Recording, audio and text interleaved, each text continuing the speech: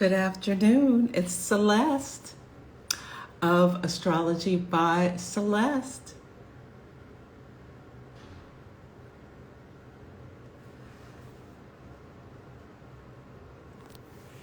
Welcome, Catherine and Miss Molina and Victoria. Yes, I'm on here. I could not take your call. Hey, Wendy Gal and everyone, Eliza and everyone.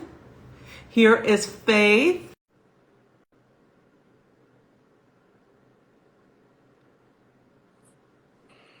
Hi, Faith. How are you today? Hey, nice to see you. Nice to see you too. I am so excited about this conversation. So let's start off with just introductions of ourselves. So I am Celeste of Astrology by Celeste, an astrologer, coach, and intuitive. And I met Faith in a class about fixed stars, and I was just so impressed by her and awe-inspired. And I'll let you introduce yourself, Faith. Thank you. Yeah, that was an interesting class, and Celeste actually helped me see that the way that people have been reading my chart forever was wrong. So that was fun. I realized like the stuff I thought I knew, I didn't. So mm, I am a corporate attorney and the author of a new book. It's just launched. It's called Sex Cult Nun. And it's just been released by HarperCollins. It's gotten rave reviews, and I was on Dr. Oz, USA Today, Time Magazine, People. So I've been very fortunate that people who have read it have really connected with it and found that it had a lot to offer them, a lot to learn about. So one of the things that I talk about is growing up in a cult. My family, my grandfather actually founded one of the more famous cults of this last century called the Children of God. So I talk about my experiences growing up in that group and how I was able to leave and how I was able to recreate a life for myself and some of the most important lessons that I learned about abuse, self-confidence, self-ownership, and how these type of abuses get perpetrated in cults, in families, in domestic abuse kind of families and situations is really the same principles and how we can free ourselves from this. So it's a bit about me, a bit about the book. So it's available now in Amazon, bookstores, everywhere. Uh, and you can also see a TEDx talk I did called I Own Me.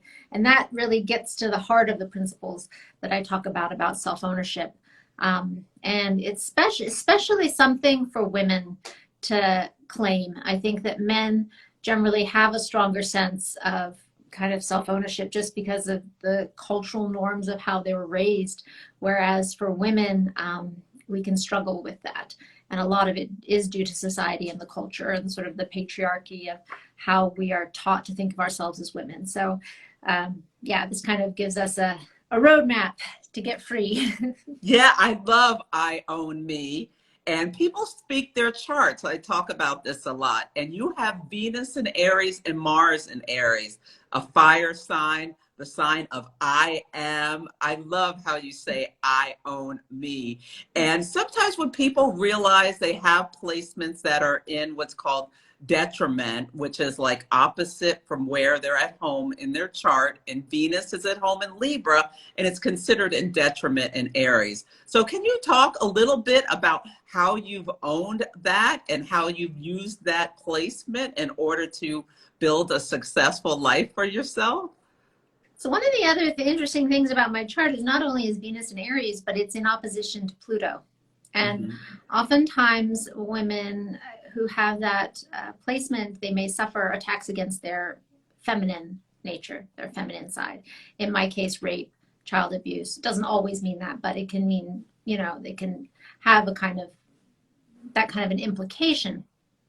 For me, Venus in Aries, I guess it's very interesting to me. I love to learn about people. I love to learn about myself. So studying these things, I think, can be helpful. And I've often wondered kind of what that means. I think it was one of the things that I had to really learn to develop for myself, was that strong sense of independence and claiming back my self-ownership when it was, despite all of the efforts done to destroy it. And that's really what happened in the group, was that they try to tell you that you don't own yourself. Your body belongs to God. Your body belongs to the group. Therefore, you had to do whatever they asked. You had to have sex with whoever they wanted you to. You were just supposed to turn over your sense of self. So no matter how hard I tried, I was never able to be very good at that. And I did really try, because we were told, that this is your service to God. But I, of course, I really did love God, and I did want to, I did want to, please God. And this is one of the really damning aspects of cults and religious groups. What is trying to use this kind of manipulation about God and using people's love for God or service to God to try to get them to do what the group or the cult wants them to do. It's really a horrific form of abuse, I think. But there was always kind of this internal core of me that it was just, I was always being told, you're too independent, you're stubborn, you're too proud, and I would be like, I'm really trying to be humble and yielded, but and I'd be like, you sure about that? Well, you also have Saturn square Uranus natally, and that is the aspect of 2021, and that so speaks to it. It's similar to that Venus in Aries. It's like you just, that fight against authority, against knowing what they're telling you is wrong, knowing it's taking your power, knowing that you want to stand up for things. So I think that's just amazing that you picked this year to publish this book as well. And also with the South Node in Sagittarius. Sagittarius rules religion. Sagittarius rules laws like the societal laws. So we're dealing with examining the shadow sides of Sagittarius, which can be this dogmatic thinking, this domination, telling people they have to do that go against their natural rights, their moral rights, and how we're supposed to examine these things and release them. So I think that's another just amazing thing about the timing of this book. Yeah, absolutely. And I mean, and that really is the core of what I'm teaching, which is, I don't know, this framework. I don't know if you'll be able to see it if I pull it into the screen. No, I think it's backwards. Yeah, maybe just a little bit more behind. I think it's backwards in the screen, but yeah, that's all right. But basically, it's like, what are our primary rights? And also looking how do groups, authorities, gurus, even governments abuse these rights, right? And getting back to the core, our foundation principles of integrity. And, our primary right begins with our right of self-ownership, our property right in our own body. That's our first primary right. And from there, all these other rights, everything that we consider a sense of, prescriptive morality, or like don't do this kind of morality, or laws that we consider moral violations, they all flow from that core, that center. That was really the beginning, is saying, just because you're more powerful than me, you don't get to attack me, rape me, murder me, throw me in jail for no reason. You don't get to hold me in slavery, because my primary right is I own myself and nobody else can. I'm the only one that can, right? And then from that, we get to, I own my creations. I have the right to contract, to make good deals. And then what is my responsibility for my overall effect on the world? And they're such simple principles, but when I created it, I literally flipped the paper over on the other side and I wrote the law. And I realized everything we consider a moral violation of the law is a violation of one of these rings. Everything, right? Doesn't matter if it's slander, intellectual property infringement, environmental degradation, fraud, blackmail, murder, rape, they all fit into one of these rings. And that was when I was like, oh, wow, this just completely simplifies this topic that is seen to be so difficult. But it also gives us a lens to be able, and one of the key things that I liked about it and that I appreciated about it is I realized in the cult and in many of these types of groups where you have a strong leader who is saying, I'm getting these revelations from God or whatever that is, right? Leading their followers in a direction. If you don't have an objective standard, like you say, okay, this is a moral standard, it exists outside of whatever subjective interpretation you may have. If it's violating one of these things, you know that there's something wrong, and you know that it's going to create abuse down the road. And that's what we didn't have in the group. And I mean, certainly corporations violate these standards, right? Once we know what the standard is, we can begin to spot it. We violate these in our homes, in our families, in our relationships, using different types of manipulation and pressure, emotional blackmail, right? So simplifying it into this gives people a tool that they can use to see themselves, to see their leaders more clearly, and to say, okay, if I really want to be a person of integrity and I don't want to be violating others, then I know that there's really only a few principles I have to worry about, and after that I'm good, So that was what and these are not like things that you already know them. It was just simplified, right? We already know that murder, rape, slavery is bad, right? That's not a revelation. Theft, slander, right? It just allowed, I was able to codify it into something so simple that it takes all of the stuff that's fuzzy out there and confusing and just makes it really clear. And then that way, I hope that when we look at our legal systems, we can say, okay, if this law is violating one of these principles, then we already know we need to think about changing that, right? Because the law is often immoral, right? I mean, we had laws allowing slavery. We had laws allowing women as property.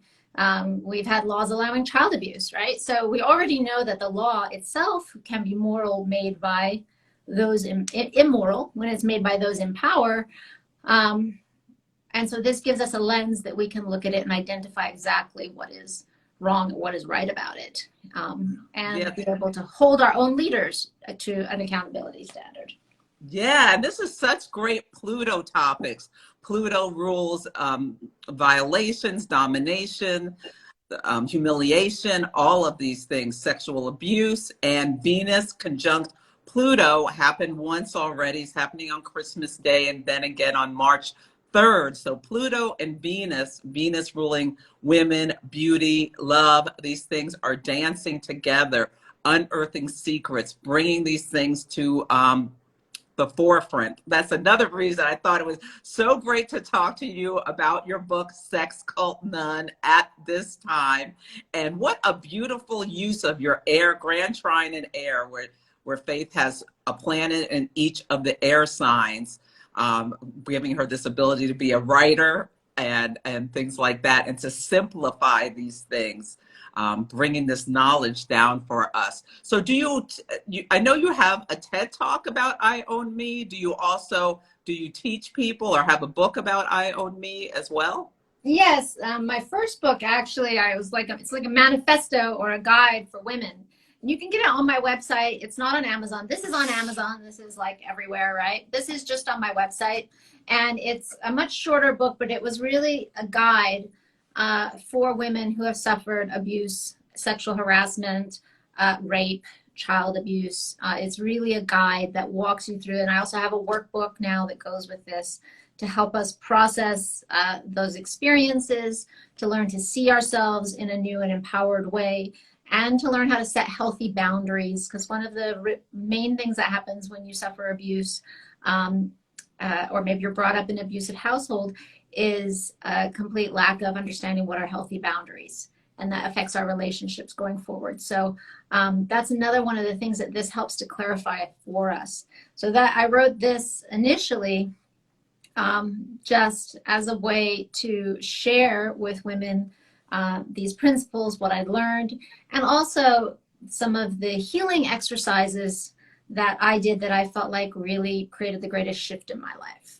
There are healing exercises that you can do on your own as an individual, or you can do it with your therapist, you know, whatever, you know, you need to, for your own well-being. But that was what I initially wrote. And it's interesting what you said, though. Not only right now we have the Venus-Pluto conjunction, but like I said, I have actually a Venus-Pluto opposition in my chart. So it's playing to that theme as well. And I think there's a lot of things in my chart that are these opposing forces that pull, right? I've had people look at my chart and be like, oh, wow, you got a lot of tough stuff in there, right? You got some nice stuff, but there's a lot happening there. And, you know, I think that if you do have a chart that has a lot of tough things, a lot of squares, a lot of, you know, oppositions, if you learn to work with those things, then those become your strengths, right? You can turn those things into your strengths. It's like that taskmaster that gives you some really, really hard lessons, but those can eventually become your greatest strengths and your power. But it's never easy when you're kind of always being pulled by these forces. Eventually you have to learn to balance them, right? And you're kind of like, once you get really good at balancing them, you master that level, right? So for me, it's, you know, this, you know, I'm a Taurus, so I kind of want to, you know, there's certain aspects of things where I would want to, you know, do the tried and true and proven method, but I'm always being pulled by Uranus and other things like that. And so it's like, this isn't working. We need something new. Yeah. So it's an interesting life. Yeah, and those oppositions, balancing the oppositions is such a good way to work with it when you have a chart like yours with the seesaw, and you have a fixed T-square. So you have, you know, this opposition between your sun and ascendant and Uranus, and they both square Saturn. So learning how, when you have that energy like that, not being afraid of it, but how can you use it to make you stronger? A lot of really successful people have these fixed T-squares or any kind of T-squares, and you can look to the planets that sextile some of those planets or trine them in order to figure out how to work with the energies if you're still kind of struggling on that. But I think this is a great example. You're such a great example with all of the success you've had in your corporate career. Is now, you know, Newsweek has you as this book is one of the best books, and it's just getting rave reviews from a lot of different sources. So how to use that energy. I think that also another great thing to talk about is you have your ascendant in Taurus, and Uranus has been rubbing up against your ascendant. Uranus, the great awakener, Uranus, you know, bringing things. How have you felt that? Has it been going on since 2018, or have you felt like some intensity in 2021 with the squares going on? So I feel like so much of my life is about intensity that it's not even that much different than normal, but except right now there's a lot of publicity, which is, you know, Uranus is hidden person. But something very interesting happened, actually. So I'm in my Uranus opposition, which is a very kind of important point in a person's life. It's usually kind of the midlife crisis time, or the time when people produce some of their best work. And it actually, when Uranus entered Taurus in May of 2018 is when it entered it for the first time, and then it went back out, and then it left about 6 months and came back in. It was actually right then, like a few days after it entered, that I created this framework. Mm-hmm. And it was considered, and I remember I wasn't that paying that much attention to astrology at the time, but I picked up Susan Miller's, she had like a guide for I think it was 2018. I was like, I was flipping through it, and I read my sign, and I was like, oh my God. And then I went and checked the dates, because it was saying how, you know, when Uranus enters your sign, that's the planet of upheaval, but it's also the planet of genius, like just kind of these brilliant, like eureka moments, strokes of genius happen, like when that fires off. So I thought that was really interesting that that was like exactly when I created this. And I was like, oh, that's weird. Maybe I should pay a little more attention to this. But right now I'm in the middle of my opposition, which is a time period when a lot of people, like Freud, Darwin, etc., they all kind of wrote their seminal works, their seminal books, were published at that time during their Uranus opposition. So that also is very interesting to me, that that's that period that I'm in, and that's when, I'm publishing, and it's this is a really important work, not just, it's not really about me telling my life story, although I tell my life story and I make it fun and I make it entertaining and interesting and often sometimes disturbing and really difficult. But it's really about the principles that I'm teaching and showing people how they can good people, get sucked into these kinds of groups, and what are the principles and what are the violations to watch out for, and how to understand how to set yourself free.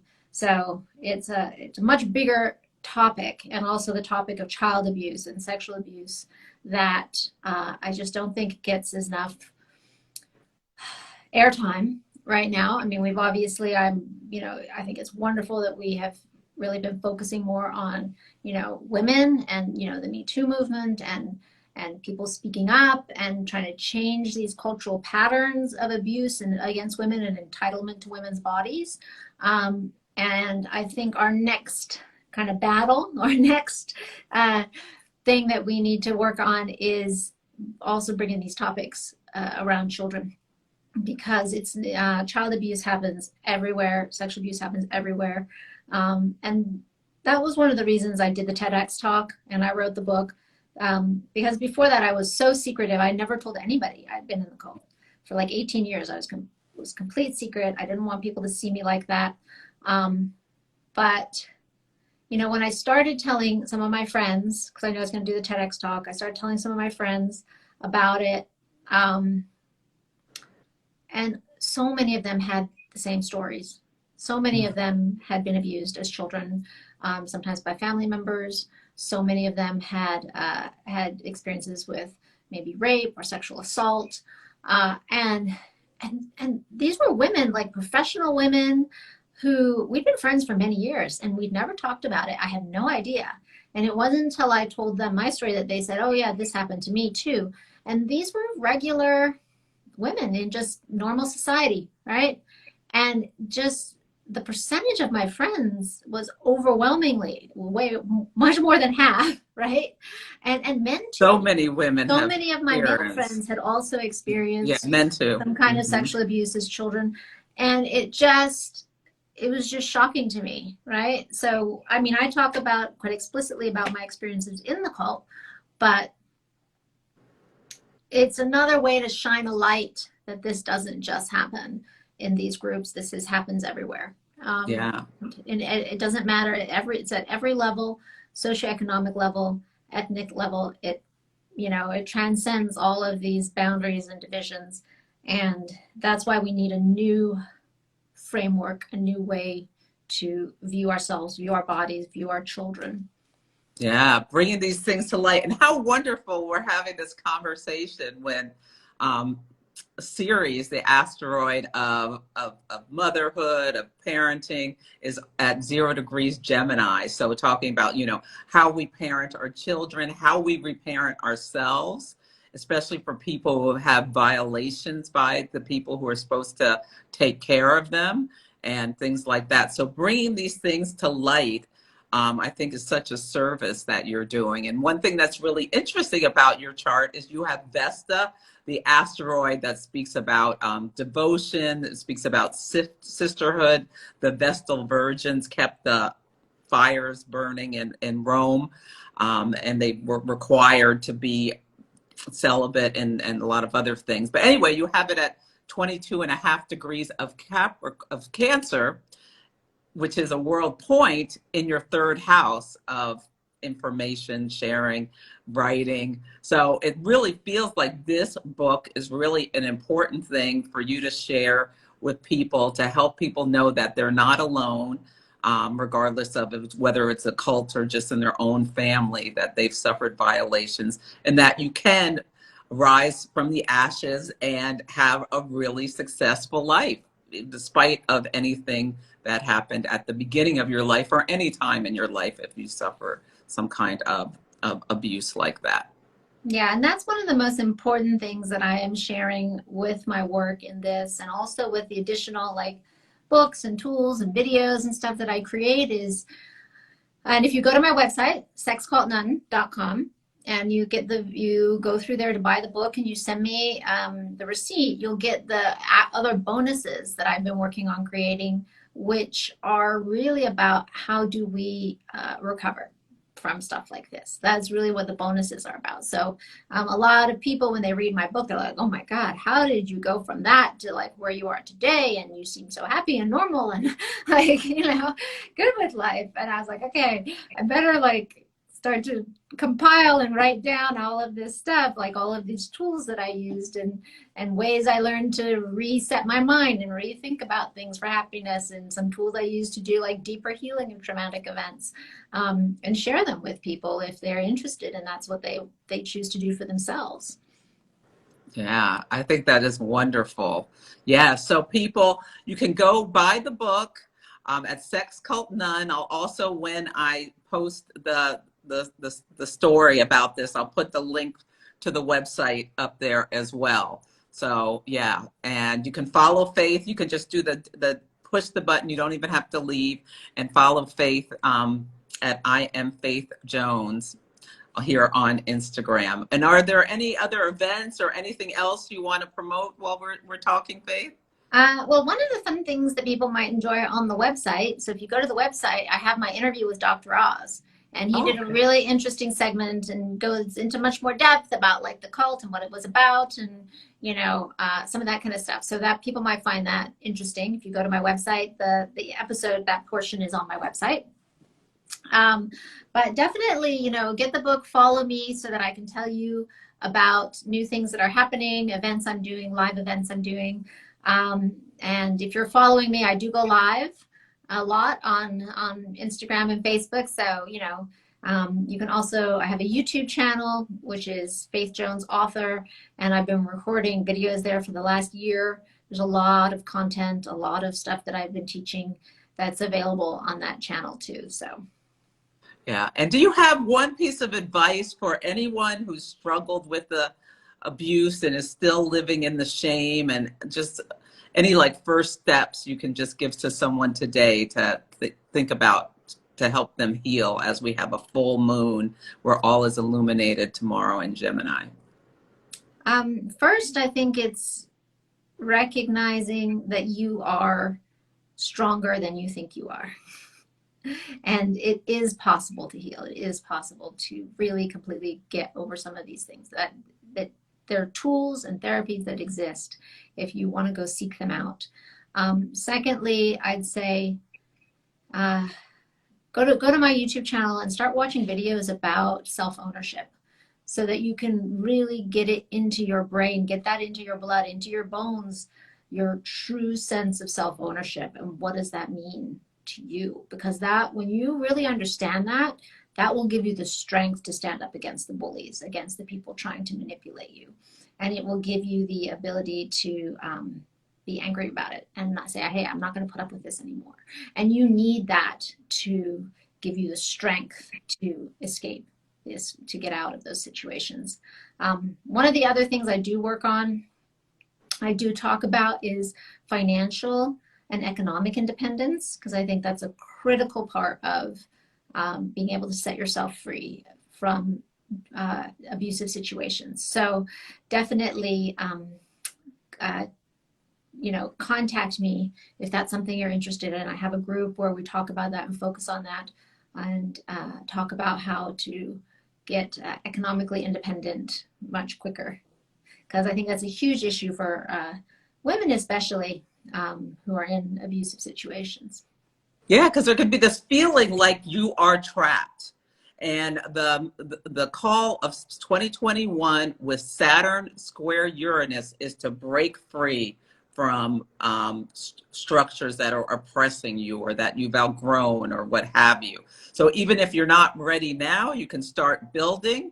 And the last Saturn Uranus square of 2021 is on Christmas Eve. So we're going to have another chance in order to, feel that internal pull to make these changes. And astrology is working, whether you're aware of it or not, or looking at your chart or not. And I think listening to you talk about your path to writing this book has been helpful to give people, some insight into the actual astrology as well. And I think your tools are wonderful. Yeah. And just always remember to sit down and count your resources. If you're thinking about leaving, sit down and look at it and say, okay, if I did this, what would I do next? What would I do next? Like actually map out the steps. Who would I call first? Like if you map out those steps, it helps release the fear that may be gripping and paralyzing you. So, don't even have to be, I'm going to do this. Just be like, well, if this happened, then what would you do next? And actually walk your brain through each of the steps. And that way, if something happens, you have a plan, right? So you're not just trapped. You're not in a fear space. When I left the group, I didn't have any resources. I didn't have any money. I didn't even have enough money. I was living in Taiwan at the time. I didn't have enough money to even buy a ticket to go to America where I had relatives. So I actually went and got a job teaching English over the summer to earn enough money to buy a plane ticket to fly back, So there's always stuff. There's resources that are available. Once you have made that decision, absolutely, there are resources available, especially in America. There's shelters, there's all kinds of places that you can get help from, right? But a lot of it is just being committed and then mapping out a plan for what you want to do and where you want to go. That is wonderful. You have given so much great information. Faith, I want to thank you so much for joining. I'm going to pull a card for all of us in order to think about with this topic, as well as with the full moon tomorrow in Gemini. And especially if people are struggling with letting go of some of this pain from having any abuse, I want you to think about this card. And it's from the Crystal Spirits deck by Colette Baron Reed. So let's see what our crystal is to think about. Okay. It's selenite. This is the moonstone. So it's like the moon crystal. So like thinking about how you can trust into your intuition, tap into your intuition. And let me see if there's anything else I want to say in order to help strengthen yourself. Well, I suppose that's good with the full moon coming up. It is illumination and clarity. How can you raise your vibration? I highly recommend with the Gemini full moon to do some writing.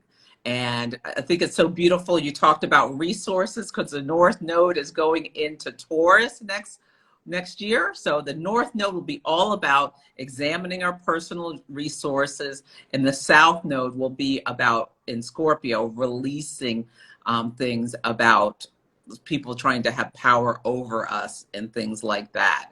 So this is so timely with all the astrology, this topic. So yes, yeah. So everyone go out and buy Sex Cult Nun, follow Faith, make use of her resources. And yeah, thank you so much, Faith. It's been such a pleasure talking to you today. Thank you, Celeste, for having me. It's always a lot of fun to talk to you. Thank you. Have a wonderful holiday season and happy full moon. Bye, everybody. I'll see you over at I Am Faith Jones. Bye. Bye.